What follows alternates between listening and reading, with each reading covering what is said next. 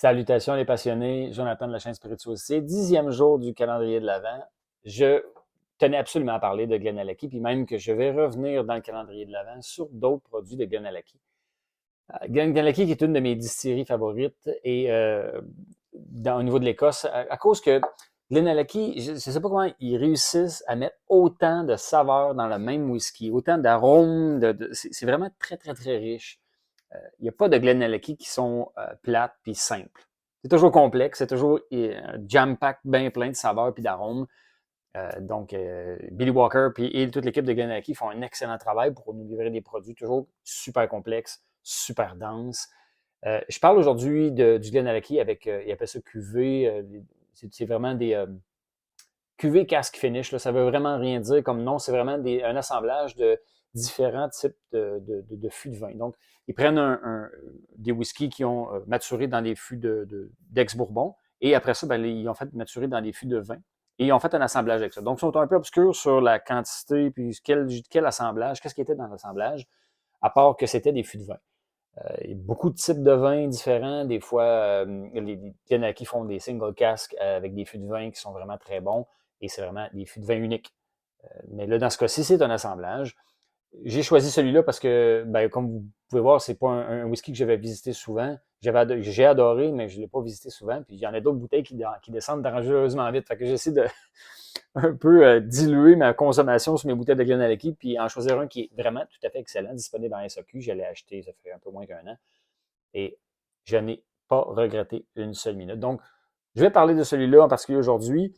Je reviens d'un voyage d'Écosse et j'ai visité la distillerie Glenallachie. J'ai rempli aussi une bouteille directement à partir d'un fût.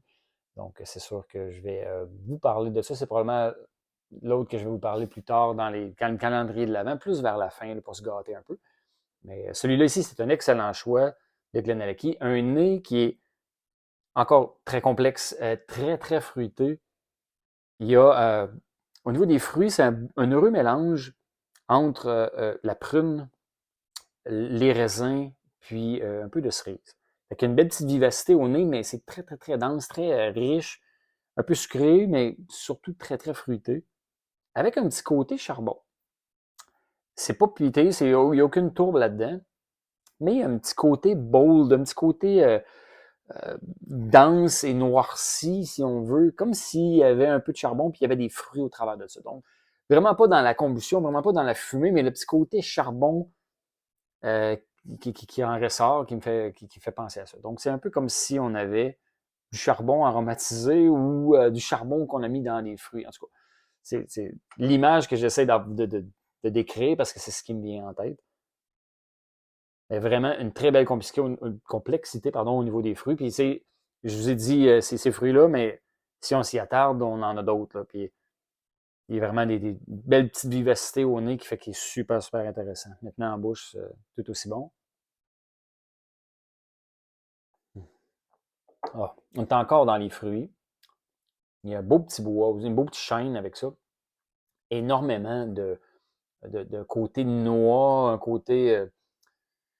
J'hésite entre noix ou amande, mais c'est dans ce style-là. C'est hyper huileux, super bon. Un petit côté beurre aussi, là, beurre d'amande, quelque chose comme ça. Fait que, tu sais, on a pâte d'amande. Moi, c'est vraiment dans les amandes, là, tant qu'à en choisir une. Mais c'est excellent. Glenallachie font des fichus de bons produits. J'adore. En général, c'est des coups de circuit pour moi. Donc, je ne saurais mieux vous les décrire. Donc, ça agrémente très bien mon calendrier de l'Avent, je trouve, de vous présenter un produit d'Glenallachie. Puis, comme j'ai dit, ben, je vais vous en présenter d'autres parce que j'aime les produits. Et c'est quand même aussi, je ne suis pas le seul. Dans le fond, en général, les gens aiment bien, bien Glenallachie. Je dirais juste qu'il faut que qu'on commence à découvrir cette distillerie-là, peut-être pas choisir les gros whisky les plus complexes parce que, pas qu'ils sont pas pour les amateurs, mais il y a tellement de complexité dans ces produits-là que, personnellement, quand j'ai commencé avec le Glenallachie 15 ans, c'était un peu too much pour moi. Il a fallu que je le revisite pour l'apprivoiser, puis apprendre à le découvrir, puis apprendre à l'aimer. Parce que c'était énormément de saveurs que j'avais la misère à assimiler, que l'expérience était mitigée. Il n'y a aucune faute, mais c'est juste que j'avais la misère à profiter de ce whisky-là d'une bonne façon, puis à l'aimer, si on veut comme ça. Fait que, mais à force d'y revenir, j'ai aimé. Mais après ça, je suis retourné vers le 12, vers le 10. Le 10 qui est cast strength, qui est beaucoup plus fort en alcool. Là, j'ai vu un peu à quoi ça ressemblait, comment était l'expérience de Ganalaki. Puis quand je suis retourné au 15, là, ça faisait plus de sens. C'était une coche au-dessus au niveau de la complexité et de la densité. Donc, c'était comme l'évolution logique un peu de la découverte de cette distillerie. Alors, je ne saurais plus vous recommander les produits Ganalaki. Tous des produits qui sont excellents. Joyeux temps des fêtes.